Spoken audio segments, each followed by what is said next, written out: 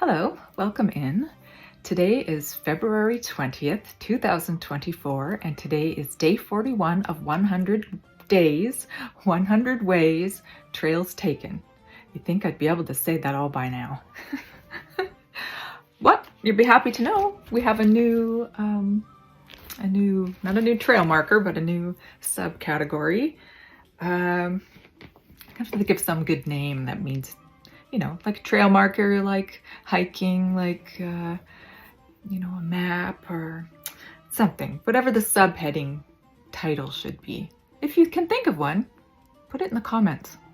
Because, yeah, I don't like saying subheading. It's got to be something else that fits in with the theme, Okay, so today's question is, the subheading is travel.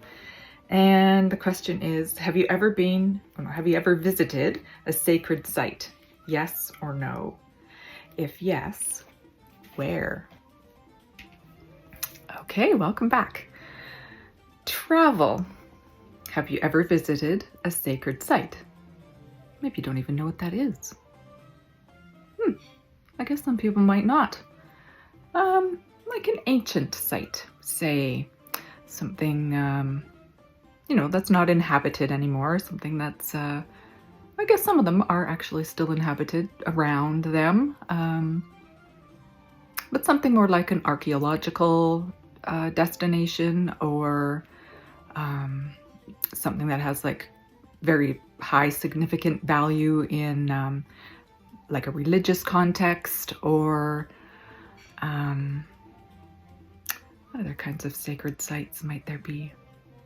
Or just different places on the planet, blue zones, or say if you're,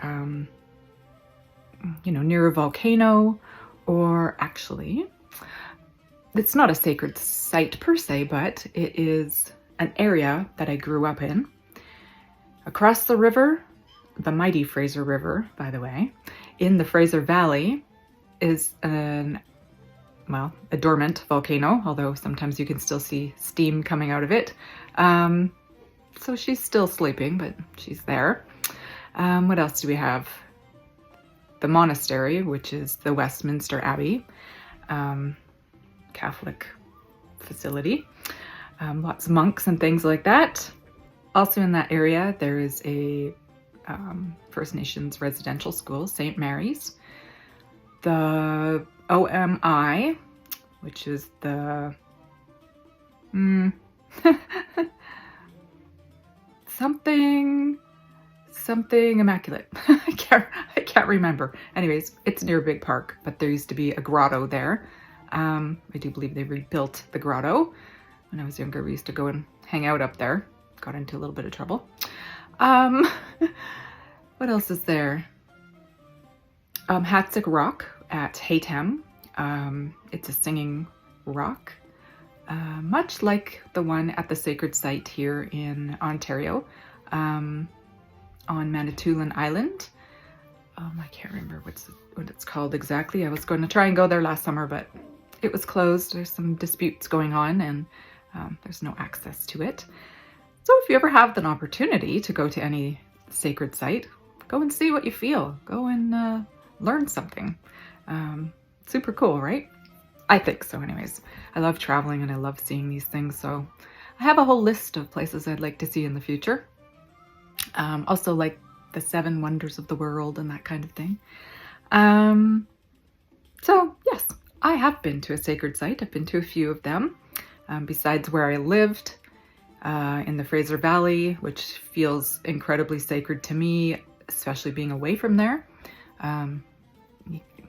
There's a certain feeling, and I'm sure it has to do with, the energy of the earth itself and the movement of that large river flowing, and the volcanic activity that's underneath there. It's part of the Pacific Rim, and there's quite a few volcanic activity all around that area. There's hot springs and things like that, so super beautiful. Beautiful British Columbia, right? But the places I've been that are, considered a sacred site, in Peru, Machu Picchu, Sexahuman. Everybody likes to call it Sexy Human. Ollantaytambo, Pisac, Cusco, and the Sacred Valley. So I was there for like 8 days, I think. 9 days, 10 days, maybe 10 days. So there was lots of time to see all these things, and some of them, you know, they made us practice. They took us to one site so that we could practice for our trek, so that we would, you know, if you weren't in shape or, you know, had an ailment of some kind, hiding my broken ribs at the time, they take you there just to kind of test you out and make sure that you can climb up and down things and, you know, have some agility and some stamina, which I did fine, and, you know, convinced them I was okay to go. And then in Mexico, I've been to Chichen Itza 3 times, I believe, and Tulum. I think I've been there twice. And another one that I cannot remember what it's called. It's somewhere in the Yucatan, like higher up. I think it's like northwest of Cancun. I'm gonna have to look it up because I can't remember. It was just a day trip, and I don't recall. So yeah, those are the places I've been. I have a lot of other ones I'd like to go see. I've been on like North America, Central America, South America. So the Americas I've been. So there's a whole lot of other world out there, and I cannot wait to explore and see and learn some more about other cultures. And yeah, I hope that when I get to some of these places, you know, we're allowed to walk amongst them and it's not all roped off. And yeah, it's a lot different when you're actually able to touch and you know, really sit on the structures and walk around the pillars and put your hands on things and, you know, feel the stone and imagine what it would have been like for these people, ancient peoples, to you know, walk up and down there, live there, have their markets there, have their ceremonies, their rituals, even some of their sacrifices.